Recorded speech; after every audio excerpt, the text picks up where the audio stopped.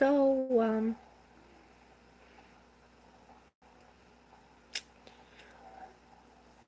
like I said, in the last video that failed to upload, um, I mentioned I've been talking to yet another cult member to gain insight yet again. Only this time, instead of it being the white upper middle class type, it is the gang type this time. And they are quite a bit more outspoken. They don't really seem to try to hide it much.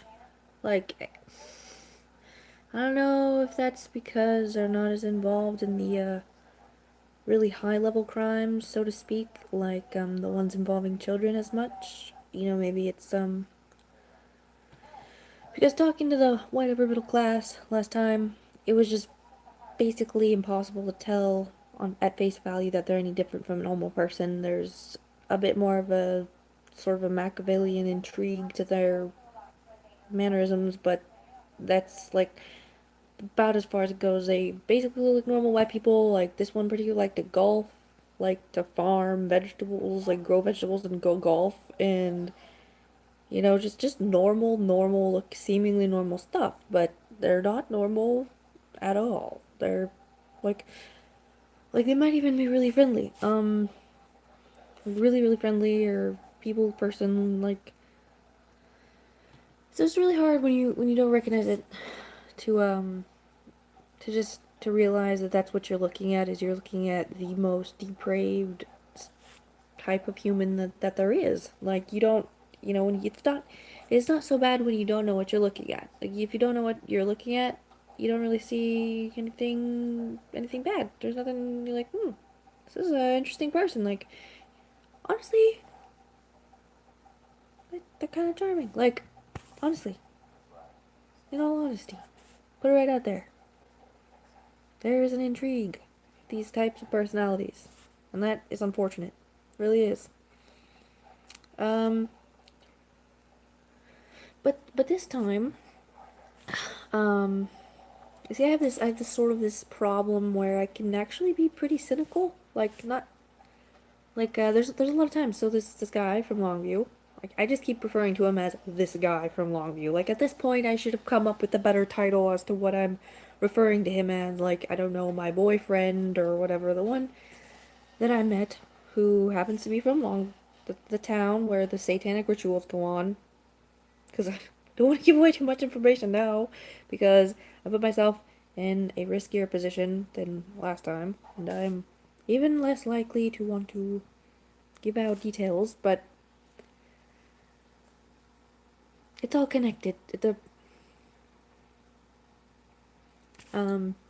I have a problem where I tend to not take his word for things, where I'm like, I don't believe it.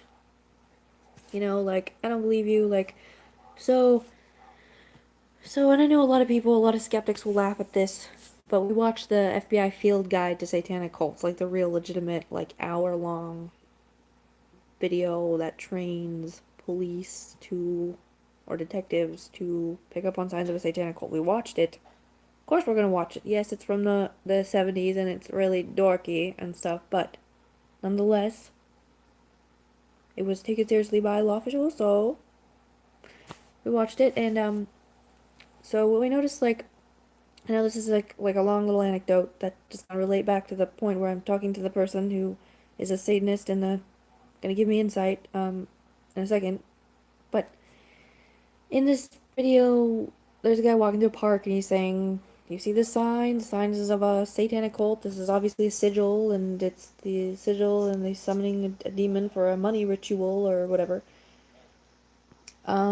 And then he points at one graffiti, and this is like satanic graffiti, satanic cult graffiti. He points out one, and it's just a mushroom. It was just a mushroom, and we're like, ha ha, it's a mushroom. Like, it's a mushroom. That can't be satanic. It's just a mushroom cap. But the guy in the video said that these mushroom caps is a sign of a satanic cult, and that it's a sign of a psilocybin ritual. And so we're like, okay, I see those everywhere. Like people sell mushroom necklaces on Etsy.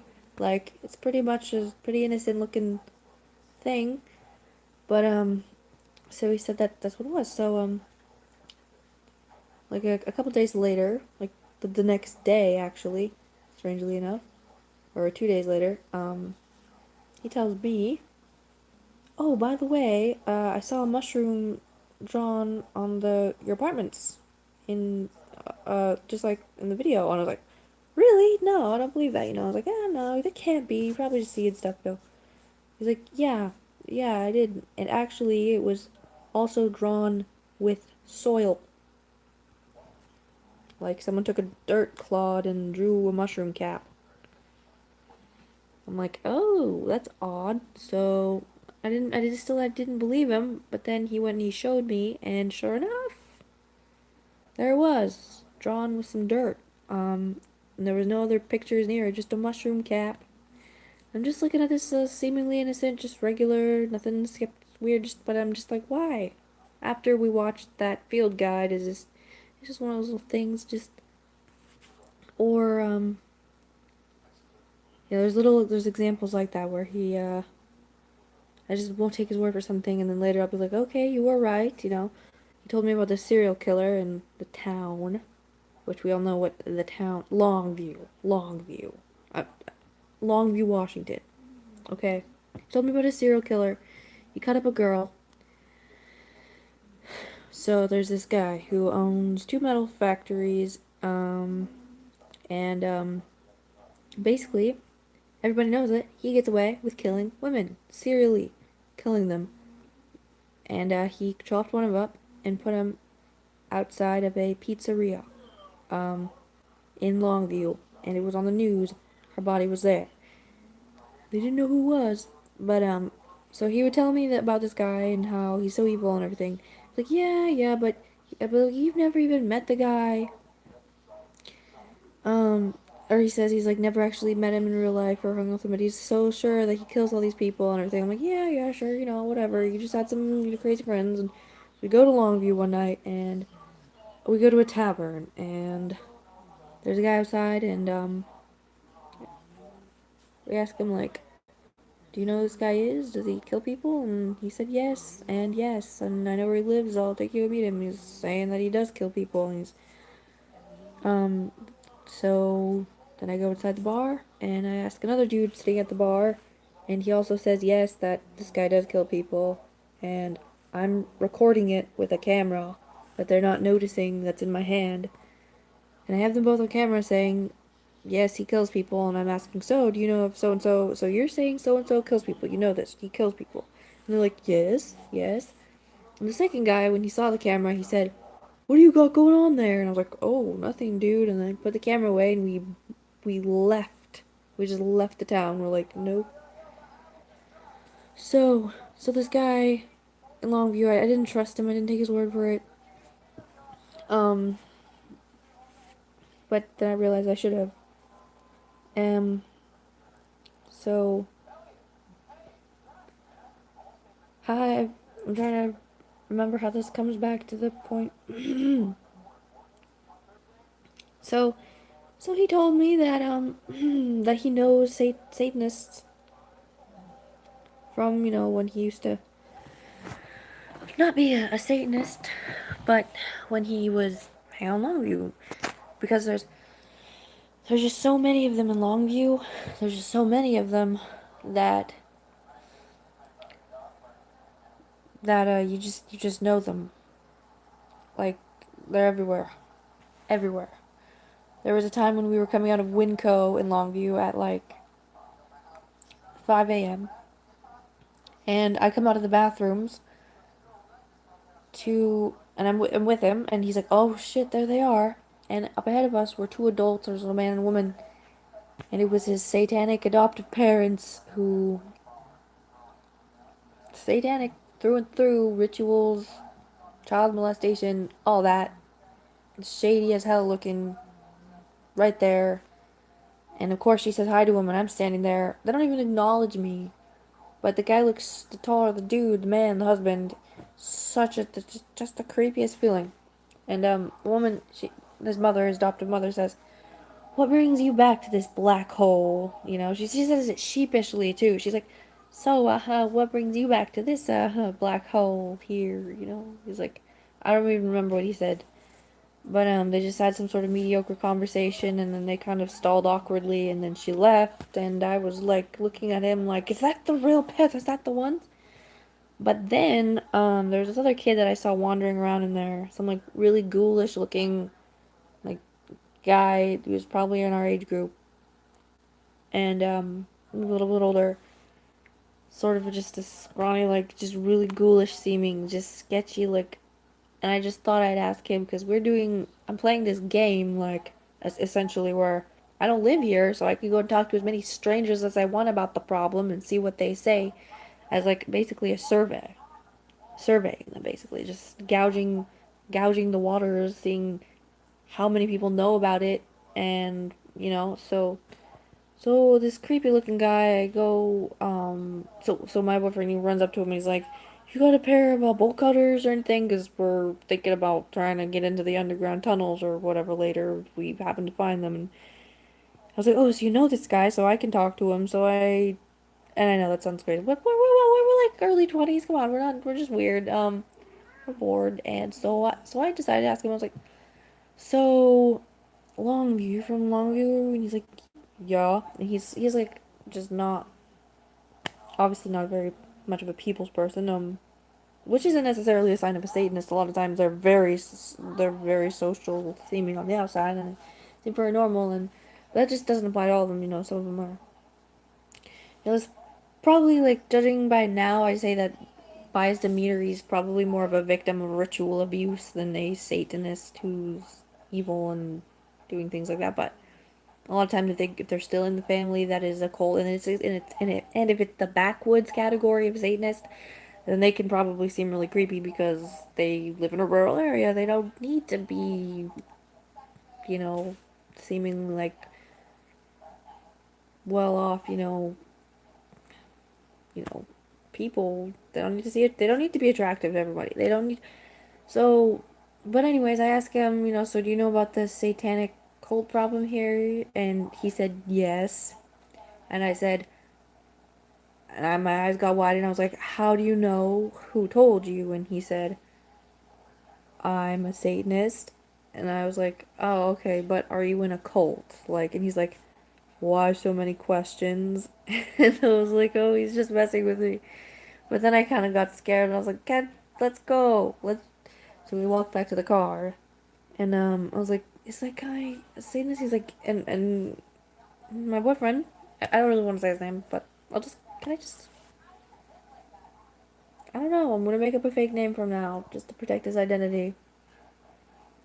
My boyfriend who went through the ritual abuse from Longview, named Brian,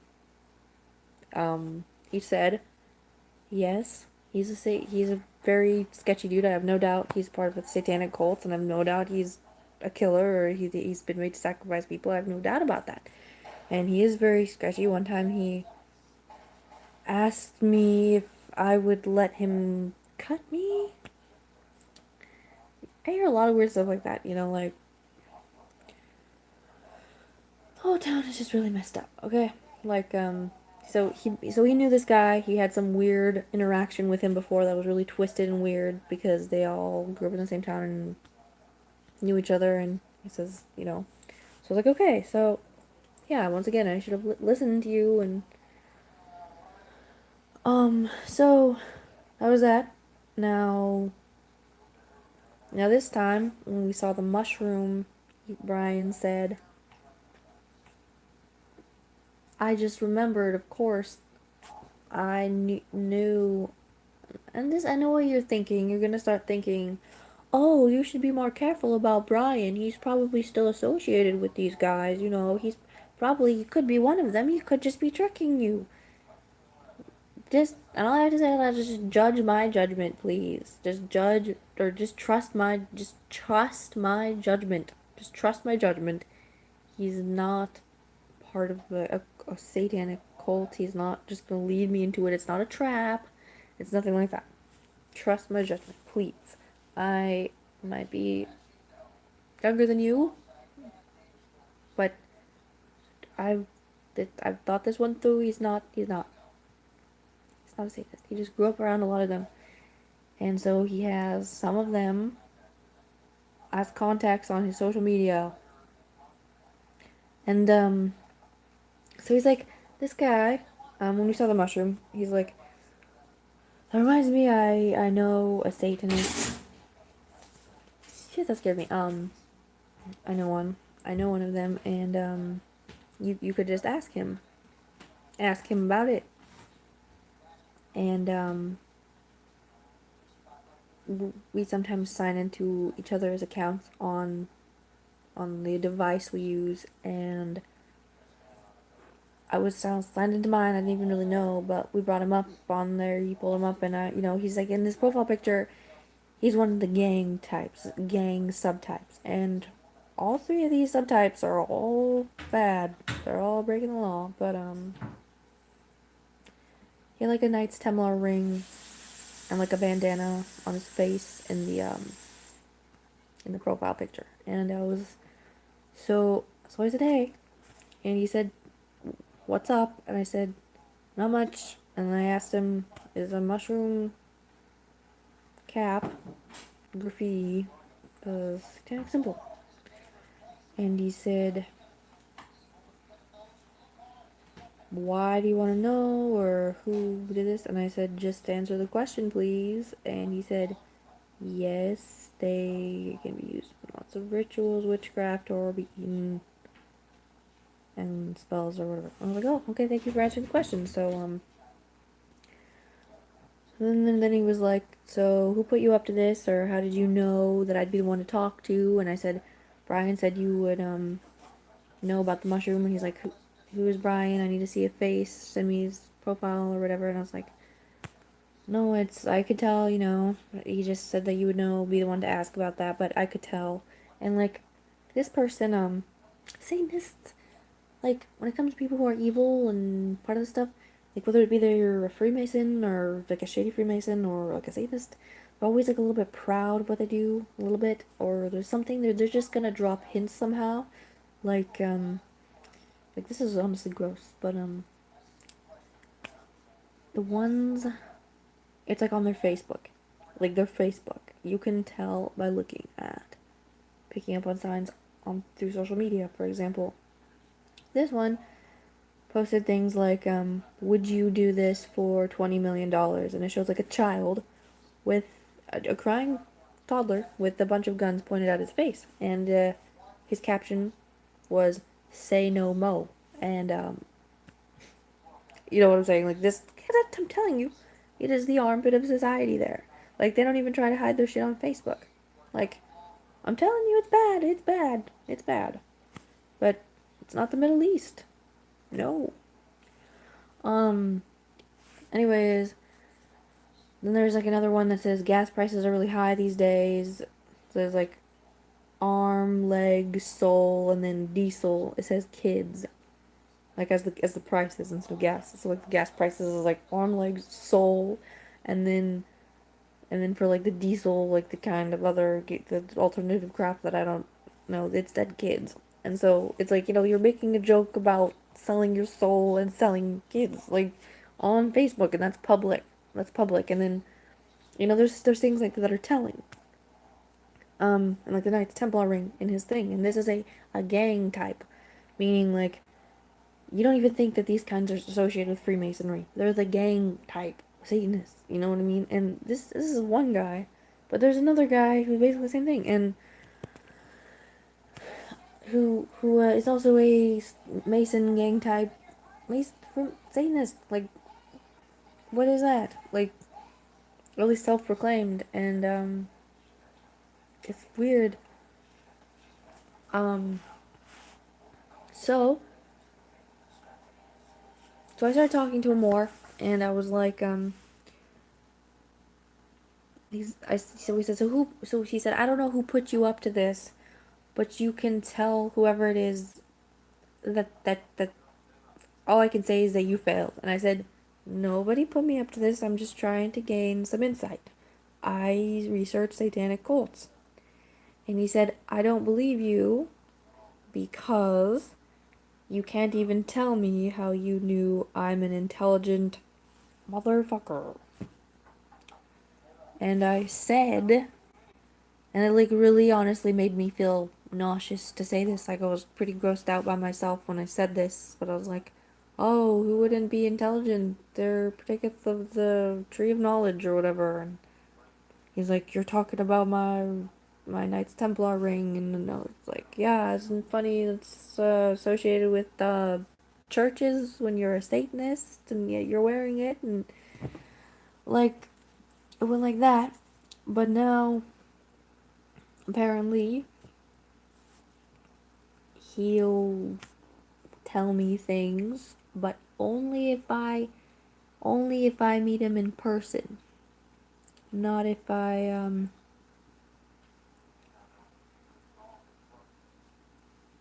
not if he said, I don't talk about these things over the phone or the internet. I don't know where you live, but I don't talk about these over the phone or the internet. And the funny thing is, I am going there tomorrow, that town, ironically, but I don't think I'm gonna tell him that. So I'm at the point where I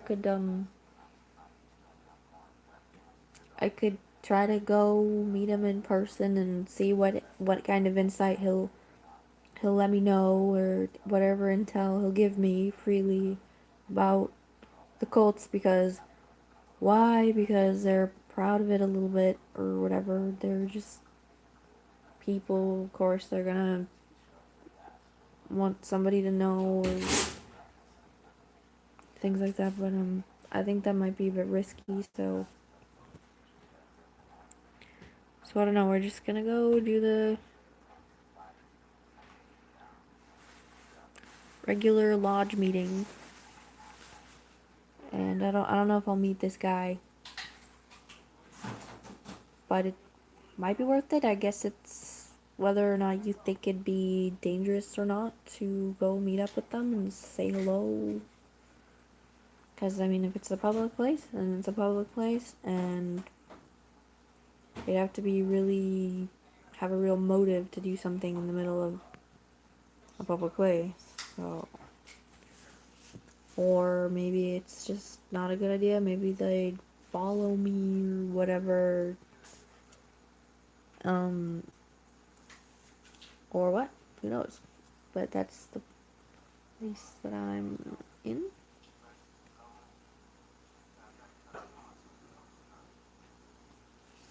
In other news, my friend is very into herbs and like herbal supplements. One of my friends, like his hobby is he'll like take a certain herbal supplement, like an adaptogen, like ashwagandha or valerian root or whatever, and he'll research it about it, everything that you can possibly learn about it, and like buy a bottle of it, and then he'll move on to another kind of supplement, and he'll read absolutely everything that there is to know about it and all the health benefits of it, and then, you know, move on to another supplement, like say magnesium citrate or whatever, read all about magnesium citrate, and then buy a bottle of it, and then give me the rest of whatever he has when he's tired of it. And these are actually pretty good supplements still, like, you know, but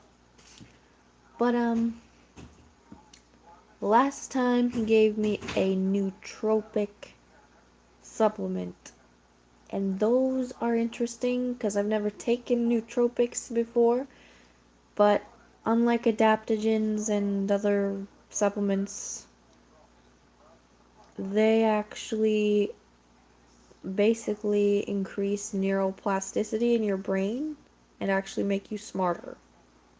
Nootropics are usually like a fungus that you take that actually does this, or some kind, but this kind is called vinpocetine, and it's from the periwinkle plant, and it prevents, it cures Alzheimer's, but it relaxes the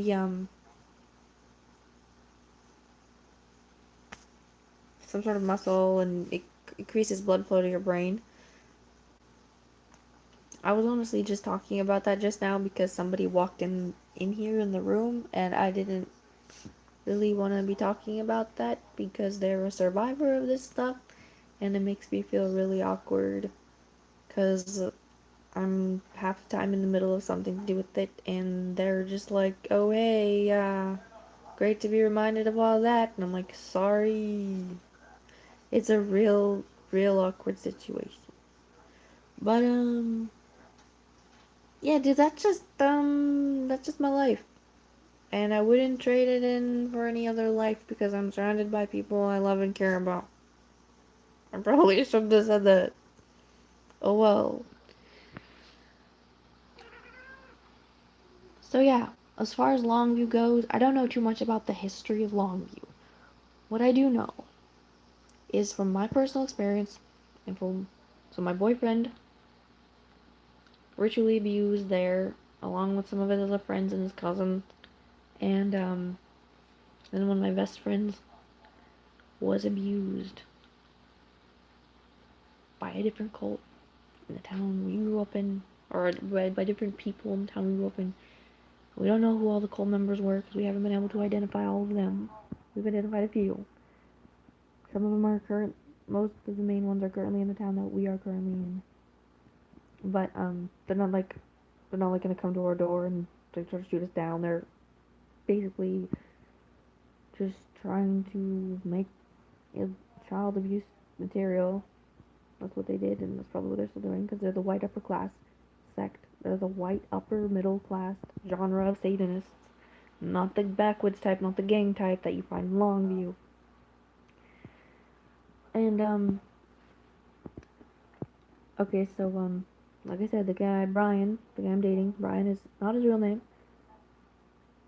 He grew up in Longview, was satanically ritually abused by his parents, his real parents, and his step parents, and so were other kids he knew and some of his relatives, and his ex girlfriend was too. Um, like the Castle Rock area, Kelso, Longview, full of sick, just debauchery and terrible stuff. Um, so so how do I know that? With my friend, who was my female friend, who she and her sibling were a victim of said things by a certain number of people. Certain people we definitely know for sure were there, and other people who we haven't been able to figure out who they are. One of these people, the main perpetrator of this abuse, happens to have a very close friend that they are extremely close with, even as shown over social media for going years back. And this person lives in Longview. And Brian, my current boyfriend, the one, like I said, who grew up in Longview and was abused there by his own family, remembers this person from his childhood. And when I went with him to visit his family on Christmas, we went to his father's house, the one that abused him as a child. Yes, I saw him. He came out in the living room, half asleep, and said, I got up, rubbed his eyes, looked at me, and then he went back to bed. And I was like, well, okay then. So that man who conceived my current boyfriend, Brian, in a satanic ritual, with his ex-wife, lives on the same road as the man who is friends with my female friend's primary perpetrator,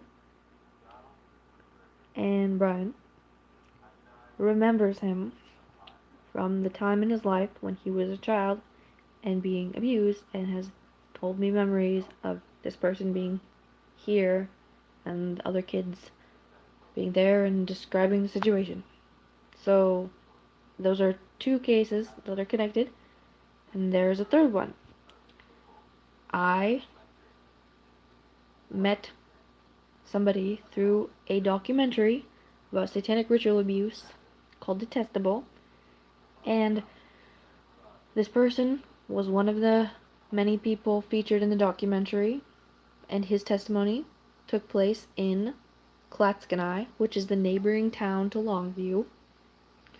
And so this person I met, and we actually became friends in real life and met, and he lives in Washington.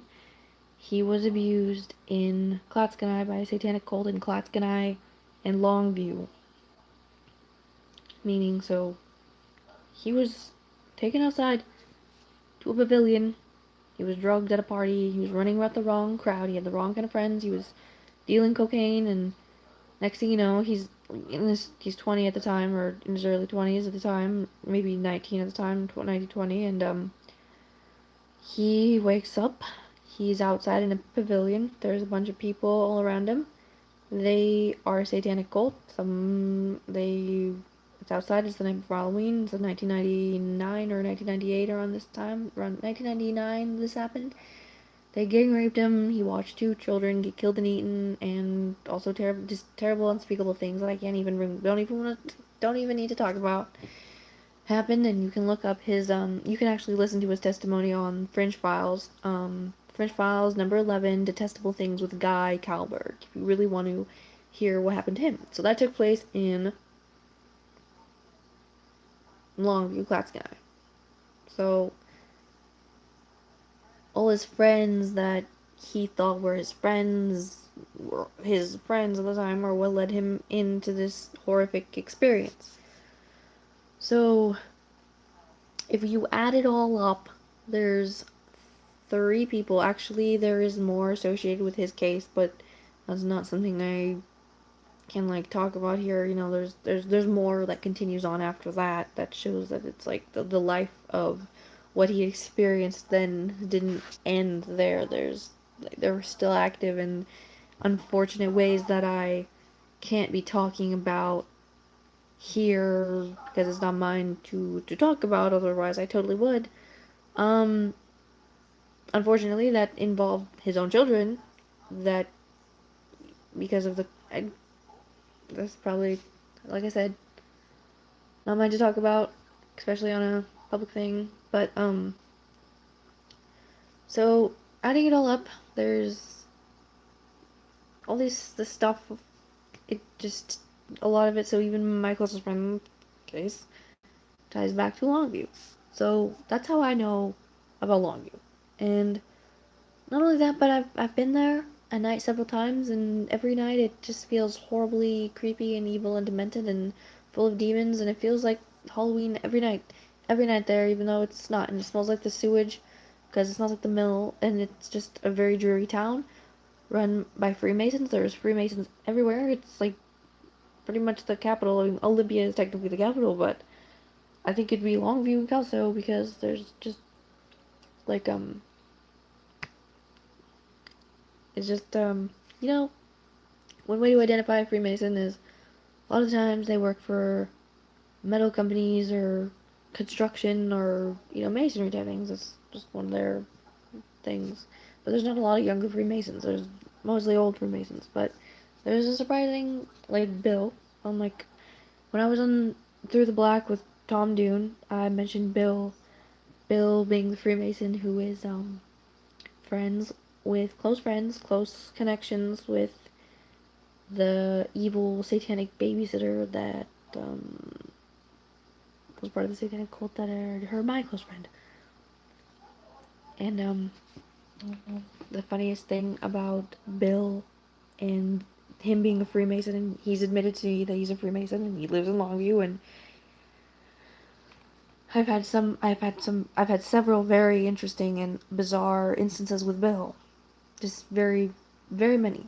I could count them on one hand, of course, but they definitely stand out. Like they're outstandingly very, very insightful experiences.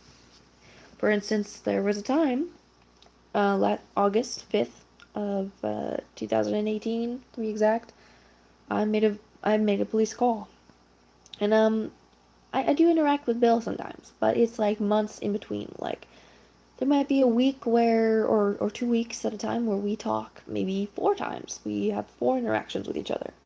And then we'll go maybe 3 to 4 months, no interaction whatsoever, and then it'll pop back up again in the midst of some event. Something will be going on, and he'll say hello, and he'll be, every time he's very sketchy and doesn't, he's very cryptic, and he never gives me any information, and he, talks in riddles and all that, but it's still interacting. And we Bill, the Freemason, who is a very terrible person, obviously, or at least involved in it, unfortunately. Like, deep down, I still feel like maybe he's a victim of circumstance, and maybe there's a way he didn't choose this, but I know that that's not rational thinking because he is an adult. He's 30 something, 2, maybe 31 by now, and 31 or 2 by now, and that's you're basically your whole life to decide to get out of that life. But you never know.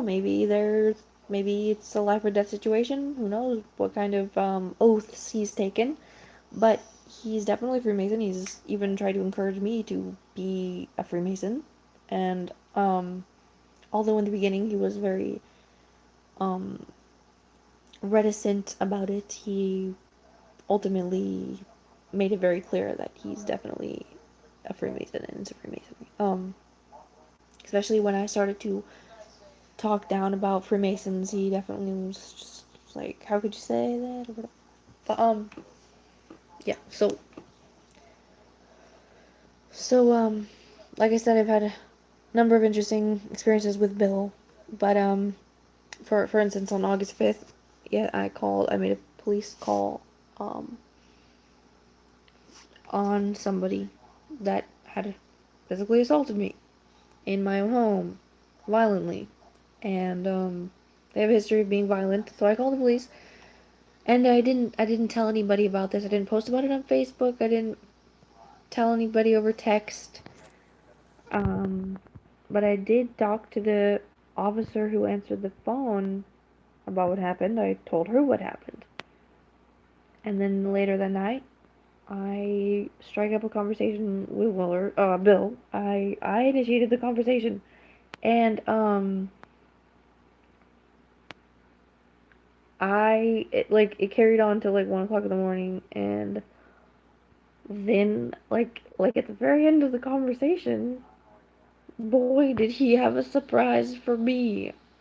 Because we were just playing this stupid game back and forth of trying to get each other to admit something so that we could take a screenshot of it and then show it to our friends or something like that. But I just deny everything and he just deny everything. And then we did a phone call where he would try to get me to admit something and I'd totally not, and I'd try to get him to admit something.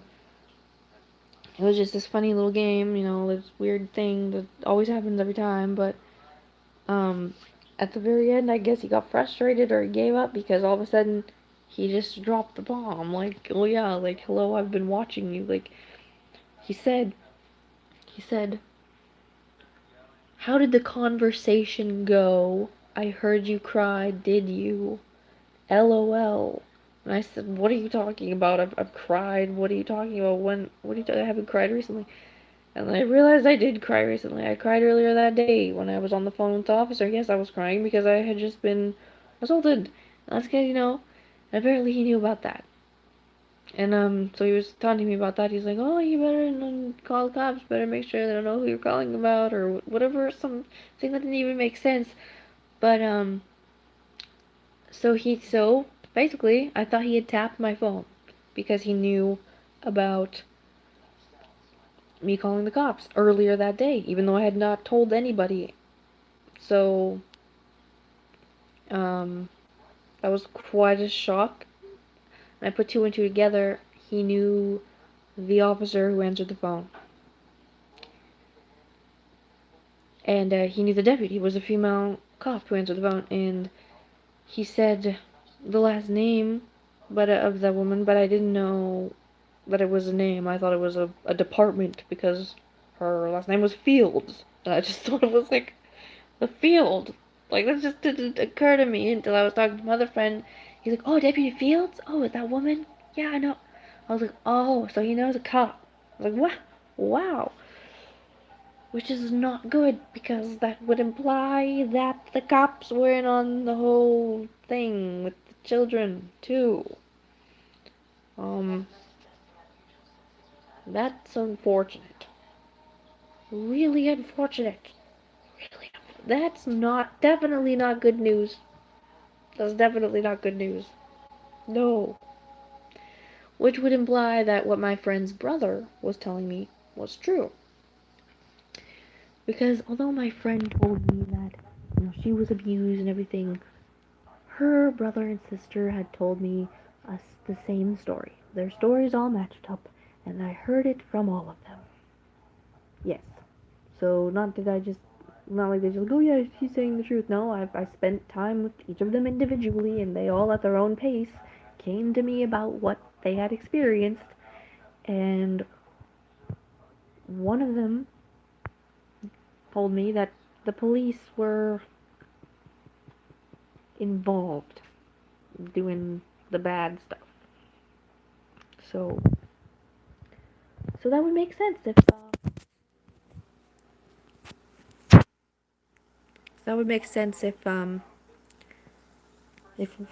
Bill knew the person who had answered my call and learned about it that very day. That would be very, very telling. So that's just one instance I had with Bill, the Freemason, who was the satanic cult babysitter's longtime friend. This satanic cult babysitter's parents made her do it, obviously, because she can't hold a child responsible for this thing, the 16-year-old, same thing. So it's like the family and the babysitter was used as a lure at a local church to be a babysitter and gain access to children through the babysitting. That's very diabolical. Yes, that is what happened. And my parents had no idea, and they're very unhappy about it. To say the least. So,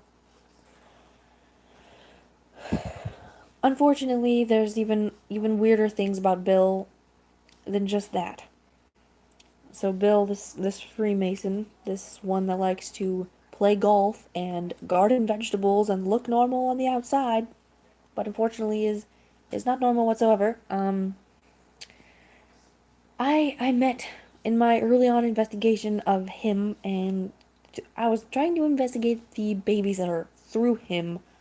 I made a fake account on Facebook, and I tried to talk to the babysitter, but she would not talk to me, and so I talked to Bill. And I was pretending to be a man, and I had pictures of a man who was actually Richard Edwards from a band. That's an indie band. But I just had these fake pictures up, and I was like, yeah, my name is Theodore. My name is Ted, whatever. So I don't take it. I didn't think you'd take it personally. Like, obviously, I'm not. I'm trying to get information here. I'm not trying to install a friendship or whatever. So, but apparently it did we he definitely held a grudge about the lying thing, which is funny because it's full of lies all the time. Like he is a lie. Like his whole life is a lie. But aside from the point, I met I met up with him.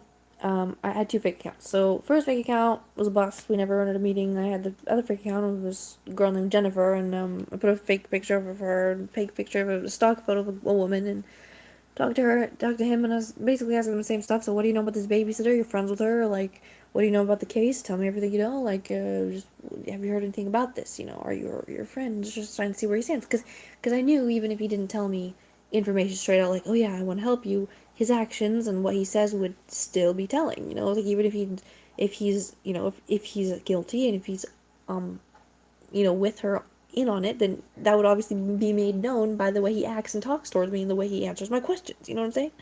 If he's like super sketched out and tries had that ultimately no matter what I said, I'd gain intel on that subject. So I talked to him, and one day I met with him at a location, and I didn't go alone. I was with my friend who was my partner, my sidekick at the time, just a friend. And we met, and I met this Bill in person. we sat at the same table. He sat right across from me. And we were talking. I was drinking a lot of water because I was nervous. He ordered a plate of chicken wings, and we just took off and out of conversation. And it was just like it'd be on the internet, like back and forth, not really giving each other the information that we wanted. And um, but he did end up giving me the information I wanted. And the first thing one thing I'd like to mention before I get into this is there was a look in his eyes. He had a very wide eyes, and I thought they looked evil. I thought what his eyes were saying to me was, I'm an intelligent person, and I know that you know, but I also know that you don't have proof, and there's nothing you could do about it, but as I look you in the eye right now, I'm telling you that I know, and that you're correct, and that I know that you know, and that I'm communicating to you that there's even worse things you don't know about, but there is nothing you can do to prove it, and there's nothing I'm gonna say to verify it. That's what the look in his eyes when he made eye contact with me at that table was saying. And on the way home, I asked Chris, did you notice the look in his eyes? Could you not see the evil? And Chris said, no, no, I don't see that. I thought he had intelligent eyes, but that's all. I don't know what you're talking about. And I'm not trying to put any religious thing out there. I'm not trying to do any religious dogma when I say this, but my partner was not a Christian. Just saying, he was a pagan. Not like a devil worshipping pagan, but he identified. Maybe he just didn't have the discernment. Who knows? But anyways, back on the subject. This is the more disheartening part of the most disheartening part of the story that the detail that I noticed that within that conversation. Okay, so I'm sitting at the table with Bill, right? And and I so like I said, the babysitter that hurt my friend and her friends was contracted. The babysitter, the satanic babysitter, was contracted um, at a local Christian church in town called Gateway. I don't know if I should be saying that. So, this church, Gateway Church, there was so I'm sitting at the table with Bill, and I'm not telling him details about the case. I'm not telling him who the victims were, who told me about it, and he's not telling me whether he knows, and we're at the standstill, and we both know it. But he asks me, did you go to Gateway? And I said, yeah, I've been there. How did you know? And he said, everyone's gone to Gateway. And I was like, okay, yeah. The truth is, no, not everybody has gone to Gateway. No, no, no. That is not the case. Not everybody has gone to Gateway. No, it's just one of many churches there. But he played it off like that was the thing. So then he mentioned the last name of my friend, the one that was used. He's like, do you know the so-and-sos? And I said, the so-and-sos. He pronounced their last name wrong on purpose, as though he wasn't familiar with pronouncing it. And I said, how do you know about these people? And he said, everyone knows the so-and-sos. I was like, oh, okay. But there's a pastor, so because I'm friends with these so-and-sos, I used to go to Gateway Church with my friend. Mm-hmm. And there's a person there, the youth pastor. The youth pastor who has been working there for a very long time, who me and my friend never liked. We thought he was weird. We just didn't like him. I can't remember exactly why, but we really didn't like him. I think because he wasn't, we can't remember. We just really didn't like him. So, because it's an easy thing to say, and it's related to the subject, I said, yeah, I went to Gateway. I never liked that pastor, the youth pastor. I guess we'll call him Matt. I never liked Matt. He said, "Oh, you never liked Matt? You never liked Matt?" He pulls out his cell phone and says, "Well, I'll call him right now." I got him on my phone and he starts trying to dial up Matt on his phone and calling him. And you know what, that's a little bit, you know why that's a problem? Is because Matt is the youth pastor of the church where my friend's family contracted a satanic babysitter. And her friend, her close friend, who she's known for years and years and years, is close friends with the youth pastor.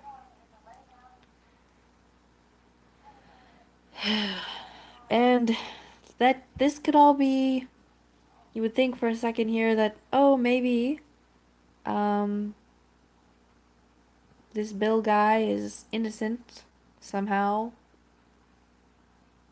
but unfortunately he's not, because the other thing is, later on in that very conversation, I'm trying to think about how I can say this without just like, giving away their home address, because there's a specific school that stares their house in the face. Like literally they're directly across the street from a school. And I can't really say the name of the school, but I think this is where Bill got confused, because so yes, me and the victim are the same age basically. And he probably hasn't seen her. I mean, of course he could see her on Facebook, but he said to me, is that when you lived by, and you insert the name of the school that their house stared at.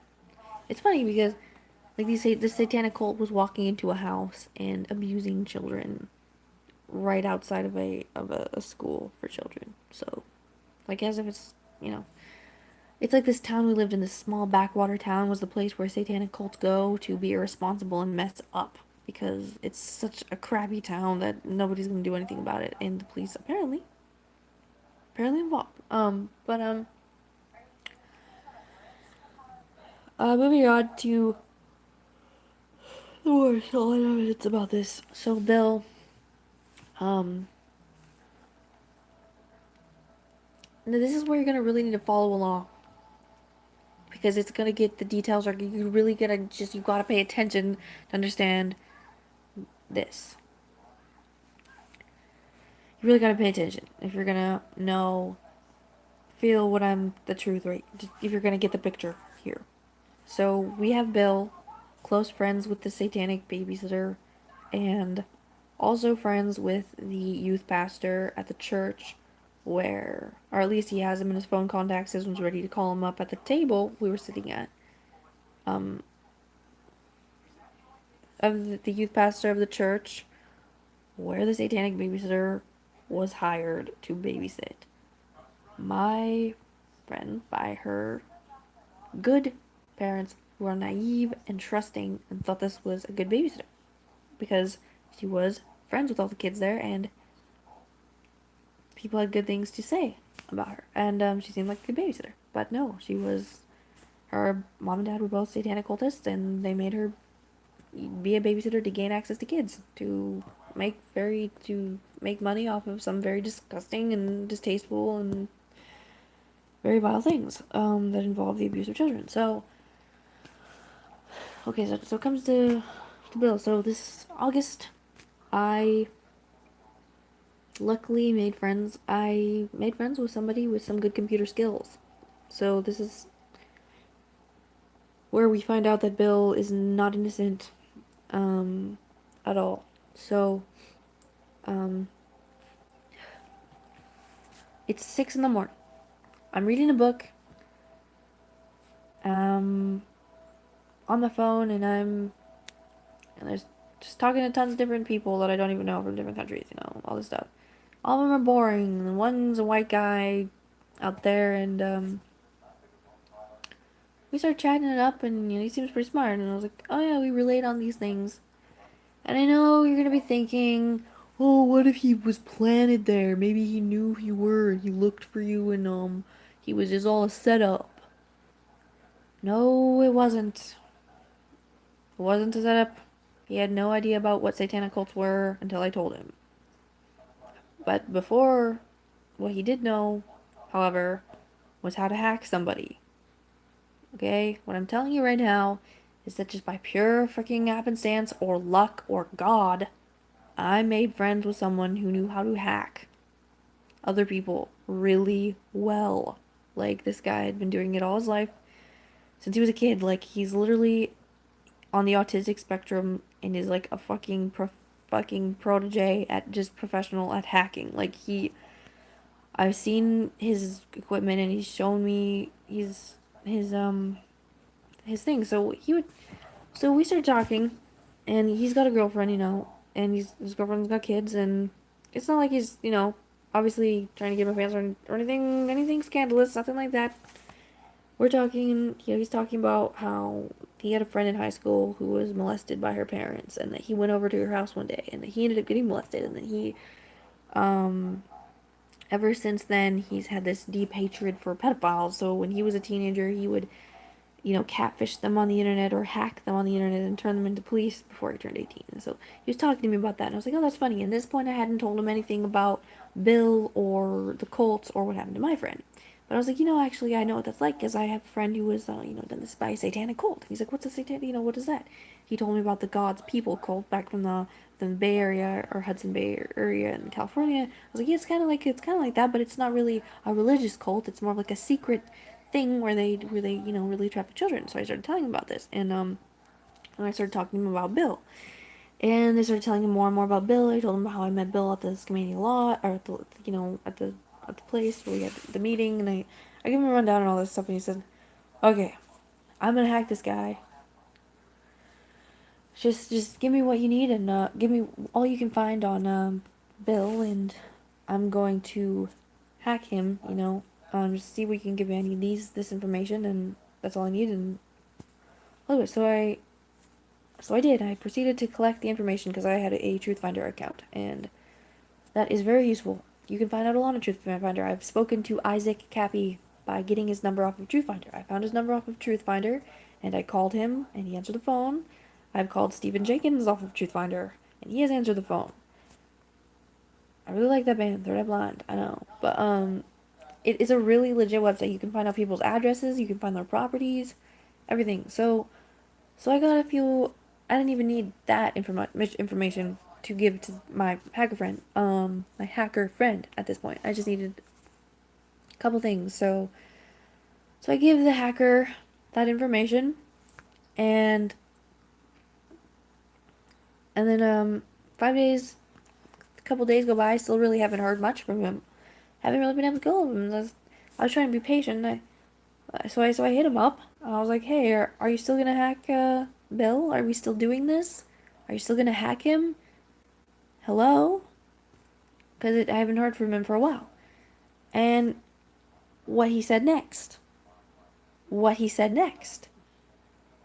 What he said next. I thought couldn't be true. I thought it couldn't be true. He said, I'm preparing to hand over what I found to the FBI. And I said, what are you talking about? Because, are you talking about Bill? He said, yes, I'm talking about Bill. And I was like, what are you talking about? What do you mean? What did you find? So, yeah, it was a very big moment, needless to say. But what he found was photographs of my friend, of other children being sexually abused. He found photographs, okay? He found photographs in his email account being sent out and received. So, like, in the drafts, and he found them. So, he found photographs of that. But I never saw them with my own two eyes. Because this hacker, he lives in a different state. And he can't send that to me. Because that's really illegal. So you might think, oh, maybe he's just lying to impress you, right? And that definitely crossed my mind. But you see,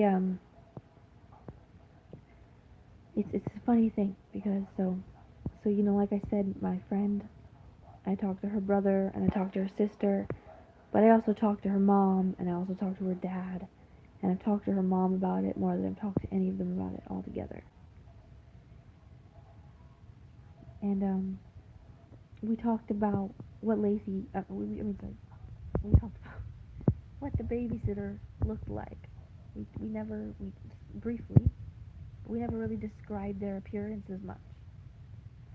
And the person's appearance who we never described whatsoever at all, we never brought it up, was the babysitter's mother.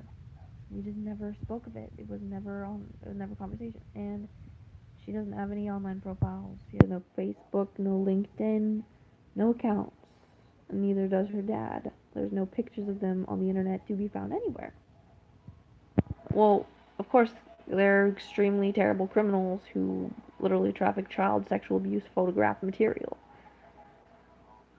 And they produced that. And we did talk about the fact that the sitter's mom was at the scene of the crime taking photographs of my friend being abused.